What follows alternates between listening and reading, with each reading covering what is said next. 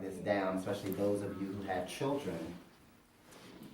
The reason why the enemy causes rape and molestation to come in areas of adolescence is because he's not after their anointing. He's not after their gifts. He's not after their talent. He's after your identity. Because one of the major problems in the church world is we don't know who we are.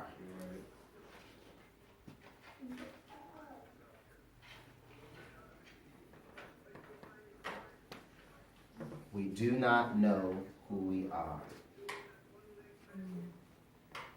We will conform to what everybody wants us to be. We will adapt like chameleons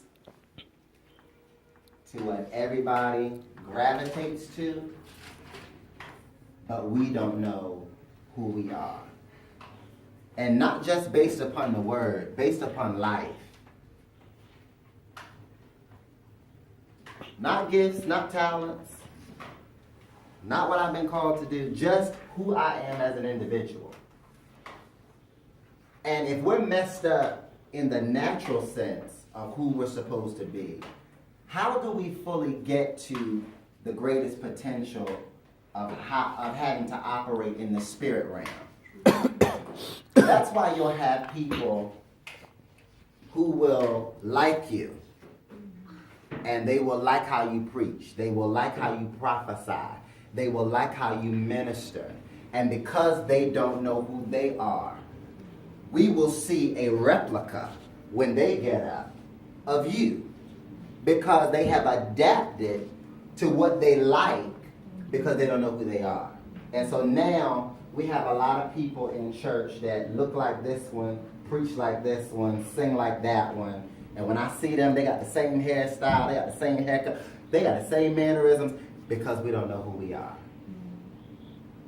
And nobody has ever sat us down to discuss those hard-hitting issues like molestation, like rape, like abandonment, like rejection, like loneliness, all those emotions that we feel by ourselves.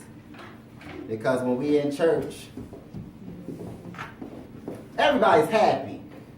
Everybody's feeling great. But when we get home, we still have to deal with daddy issues, mommy issues. Prime example, I'm going to tell my testimony. Rape and molestation, it's not necessarily who done it. Because a lot of times we like to zero in, or it was a family member, it was a family friend. It's not who done it. It's that feeling of, why did they do it to me? Why did they mess my life up? Why do I have to go to counseling for this issue? Why do I have to be the one? Why did they touch me? And some of these answers we will never get. But our first step is to acknowledge that that's what it is and to forgive wholeheartedly. Forgive. Gotta forgive. Forgiveness is never for the other person. Forgiveness is always, in every instance, is for you. That's why I tell people that I'm sorry, I apologize. If you don't mean it from here, don't say it, because it's not for me, it's for you. And we have to learn how to forgive. In places of molestation, and I keep hitting the molestation and the rape because it's so delicate.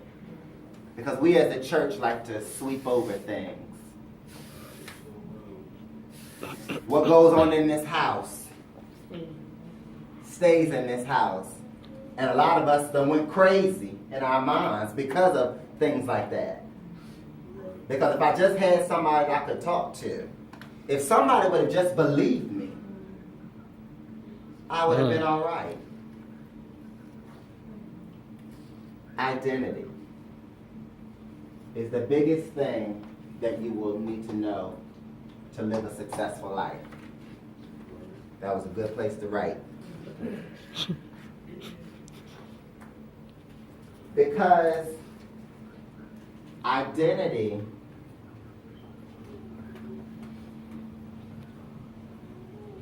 causes success, and success can only be brought about when I know my worth, what I've been called to do, why I've been called to do it, why am I on this earth? How many know what you're on this earth to do?